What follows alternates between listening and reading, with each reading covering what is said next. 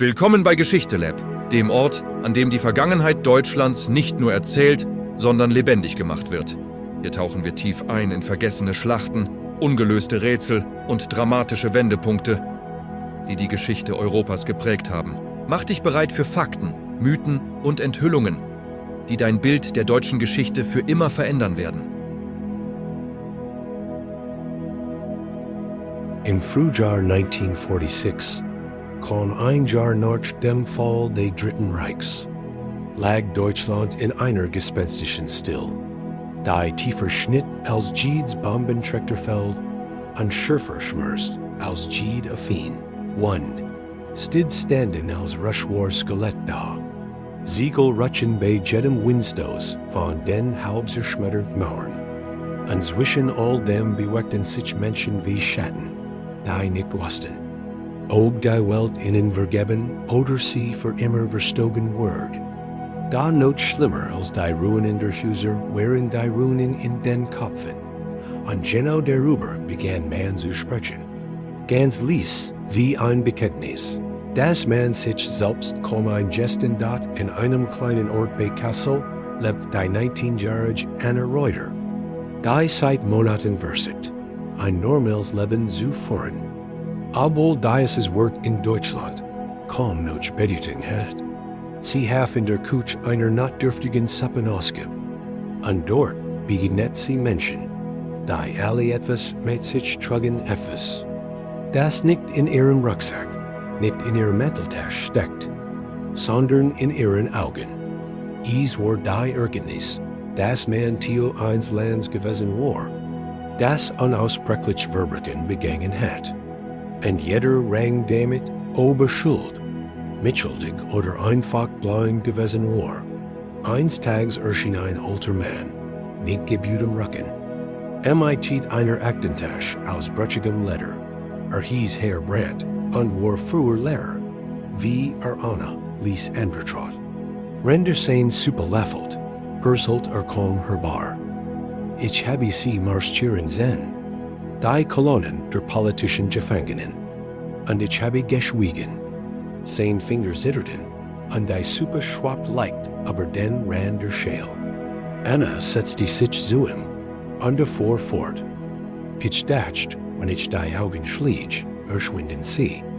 Wenn ich mein Schüler weiterhin Gedicht über Goethe und Schiller schreiben las, bleibt die Welt normal. Aber die Welt war längst schon gebrochen. Und ich war Teil des Bruchs. Anna wusste nicht, was sie sagen sollte. Jeder Deutsch schien in diesem Jahr sein Beid abzuliegen. Einige weinten, einige verstummten, einige rechtfertigten sich mit Sätzen wie, wir wussten es nicht. Rendender, wie Herr Brandt. Jedes Wort wie ein Stein auf der eigenen Brust legten. Zur gleichen Zeit bereitet sich ein britisches Team von Journalisten und Psychologen darauf vor. In den deutschen Dörfern Zeugnis zu sammeln von Soldaten, nicht von Beamten, sondern von einfachen Volk. Einer dieser Journalisten, der schottische Kriegsreporter Douglas Ford, traf Anna zufällig, und sie wurde spontan zur Übersetzerin. Vielleicht, weil Augen nicht witchen, wenn man über Schuld sprach. Vielleicht, weil sie noch jung genug war, ehrlich zu suchen. Gemeinsam riesten sie durch zerstört Gemeinden. Und überall hörten sie dieselben Fragen. Dieselben Gebroschenen STIMMEN, dort in einem halb eingestürzten Fachwerkhaus begegneten sie Frau Lenz, deren Mann einst SA-Mitglied gewesen war.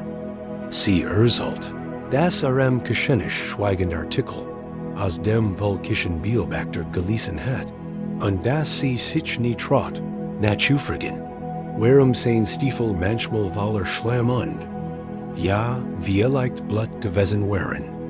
Ich habe vergessen, flüstert sie. Ich wollte nur mein Kinder schützen. Und damit habe ich sie der Luge ausgeliefert. Ein war gar der junge Mann namens Otto, kaum 23, der in den letzten Kriegsmonaten in Berlin in einer Flakstellung gedient hat. Erzählt, dass nicht mehr darin glaubt, Deutschland zu verteidigen, Verdidigt nu noch die paar Menschen in Herren.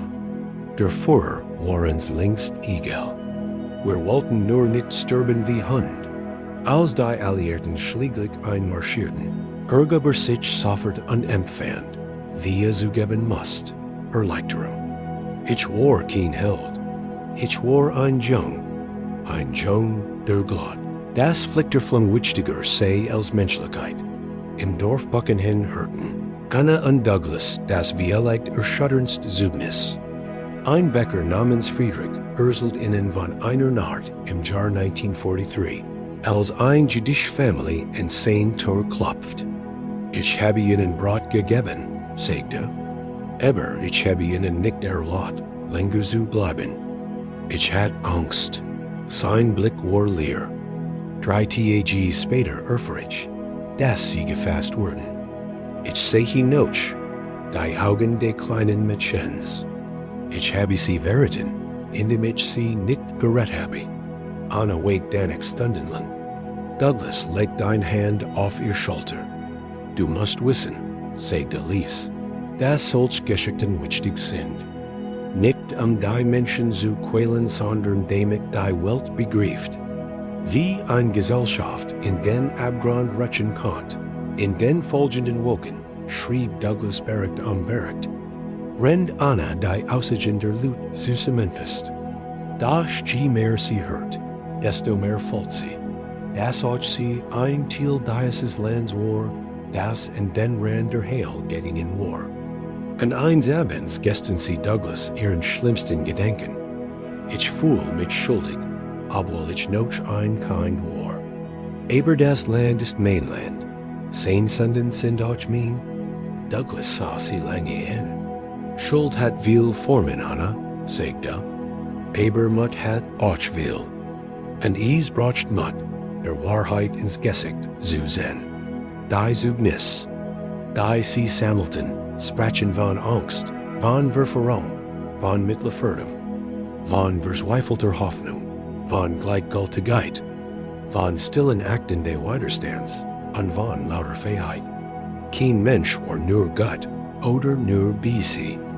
Aber jeder Einzelne muss nach 1945 einen Weg finden, sich selbst im Spiegel, so wie trachten.am,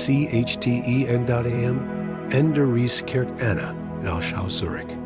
Sie stand wie an ihrem eigenen Spiegel und sagt laut, zum ersten Mal in ihrem Leben, ich werde nicht schweigen, denn sie wusste nun. Das Schweigen war der erste Schritt ins Dunkel gewesen. Und das Erzählen war der erste Schritt hinaus.